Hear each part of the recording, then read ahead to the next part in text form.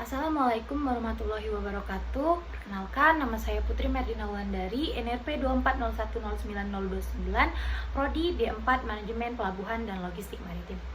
Berdirinya saya di sini atau hadirnya saya di sini, saya akan memaparkan presentasi tentang supply chain management serta apa itu supply chain management, pemahaman tentang supply chain management ataupun contoh supply chain management di berbagai tahapan. Baiklah, saya akan memaparkan tentang apa itu supply chain management. Supply chain management adalah koordinasi, integrasi seluruh aktivitas yang terlibat dalam proses pengadaan bahan baku, produksi, penyimpanan, distribusi, hingga penyerahan produk akhir kepada konsumen dengan tujuan untuk meningkatkan efisiensi kepuasan pelanggan. Supply chain management mencakup berbagai elemen penting dalam bisnis seperti pengadaan bahan baku, produksi dan perakitan, penyimpanan dan pergudangan, transportasi dan logistik, manajemen permintaan dan persediaan, serta layanan pelanggan.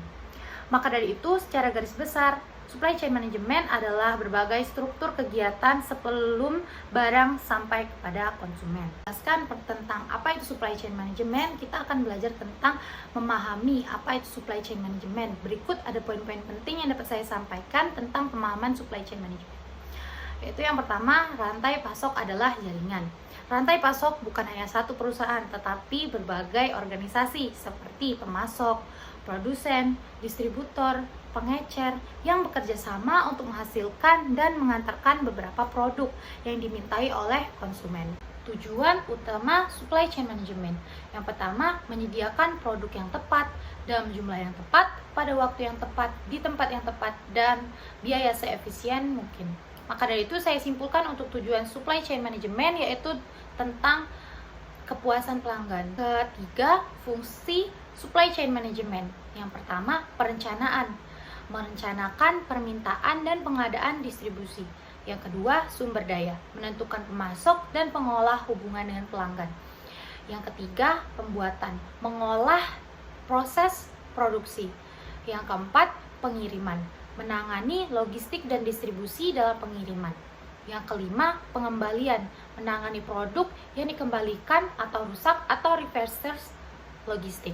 Maka dari itu, saya simpulkan fungsi supply chain management di sini adalah sebagai pengolah datang dan masuknya barang, pengiriman dan penyampaian barang kepada produsen. Selanjutnya yaitu tentang contoh kegiatan supply chain management di berbagai tahap. Yang pertama yaitu perencanaan atau planning. Perencanaan atau planning yang saya maksud adalah proses menentukan kebutuhan permintaan, kapasitas produksi, serta strategi untuk memenuhi permintaan pelanggan. Yang kedua yaitu pengadaan atau sourcing. Pengadaan atau sourcing, proses memilih dan mengolah pemasok bahan baku atau komponen yang dibutuhkan untuk produksi. Yang ketiga adalah produksi atau manufacturing. Produksi atau manufacturing, tahap pembuatan produk mulai dari perakitan, pengujian, hingga pengemasan. Yang keempat yaitu penyimpanan atau warehousing. Penyimpanan atau warehousing yaitu proses penyimpanan bahan baku atau produk jadi di gudang sebelum dikirim ke pelanggan. Yang kelima yaitu distribusi dan pengiriman atau logistic delivery. Distribusi dan pengiriman adalah tahap akhir yang memastikan produk sampai ke konsumen dengan tepat waktu dan dalam kondisi yang baik. Selanjutnya tentang pengembalian barang atau return management.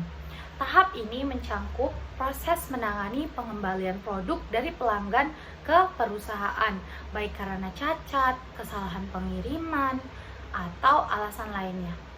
Yang ketujuh yaitu koordinasi dan kolaborasi, merupakan aspek yang menghubungkan semua pihak dalam rantai pasok, mulai dari pemasok, produsen, distributor, hingga pelanggan.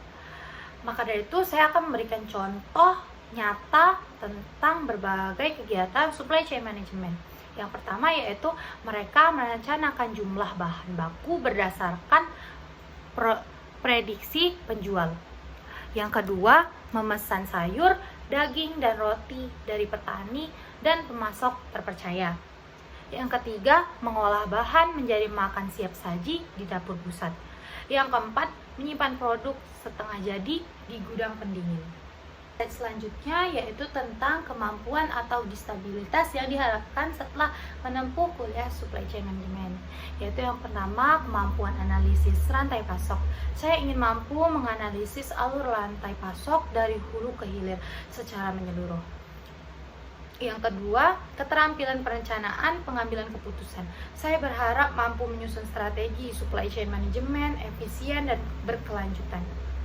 Yang kedua yaitu mengambil keputusan tepat dalam hal pengadaan, produksi, distribusi, dan logistik. Yang ketiga, tentang pemahaman teknologi supply chain management. Saya ingin terbiasa dengan penggunaan teknologi informasi dalam supply chain management seperti ERP, WMS, dan SCM software. Yang keempat, kemampuan kolaborasi komunikasi. Saya ingin mengembangkan kemampuan bekerja dengan berbagai pihak, supplier, distributor, serta pelanggan. Dan keterampilan komunikasi dalam mengolah hubungan antara mitra bisnis dalam rantai pasok. Untuk slide selanjutnya saya akan memaparkan tentang bidang kerja apa yang ingin saya lakukan setelah lulus. Bidang kerja yang akan saya lakukan setelah lulus ialah manajemen logistik dan supply chain management. Saya ingin juga berminat bekerja di perusahaan logistik atau ekspedisi yang berfokus pada freight forwarding, custom clearance, manajemen gudang atau warehouse management, distribusi multimodal laut, darat, dan udara. Karena logistik merupakan sektor kunci dalam perdagangan ekonomi global dan memiliki ruang besar untuk efisiensi inovasi. Baiklah, sekian terima kasih dari saya tentang pemaparan supply chain management dan berbagai aspek-aspek supply chain management. Sekian dari saya, terima kasih. Wassalamualaikum warahmatullahi wabarakatuh.